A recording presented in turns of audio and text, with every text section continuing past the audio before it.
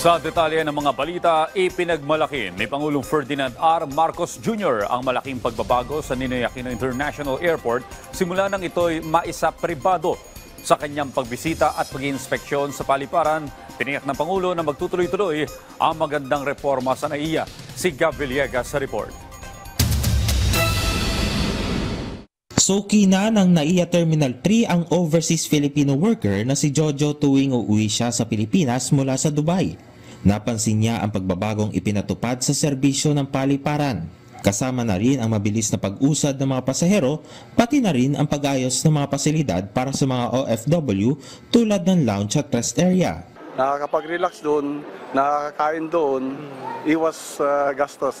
Saka pagpasok doon sa immigration, hindi kagaya dati na diretso ka ng immigration dito sa lahat, halo-halo.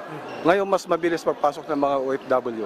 Mismong si Pangulong Ferdinand R. Marcos Jr. ang nakakita ng malaking pagbabago sa NAIA Terminal 3 mula nang maisa pribado ang operasyon nito. Kaya naman pinuri niya ang New NAIA Infra Corporation o NNIC. Ininspeksyon ng Pangulo ang lounge, rest area para sa mga OFW, TNVS Hub at Arrival Bay Area. Marami na rin talaga tayong nakitang pagbabago sa mga dayuhan na pumupunta rito, kung sila ba business traveler, sila turista, mabilis ang kanilang pagdaan sa airport. And the facilities for the OFW ay gumanda na. Tiniyak ni Pangulong Marcos Jr. na hindi rito nagtatapos ang mga reforma sa NAIA.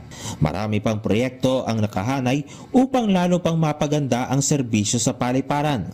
Kabilang sa mga inaasahang pagbabago ang pagpapatupad ng facial recognition technology. We're trying to make life easier for them na mabilis nga, hindi sila hinahanapan ng kung ano-anong ID.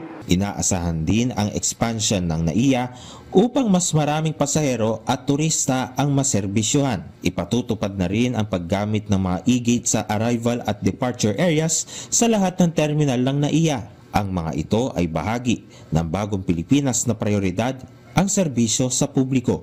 Gab Humilde Villegas para sa Pambansang TV sa Bagong Pilipinas.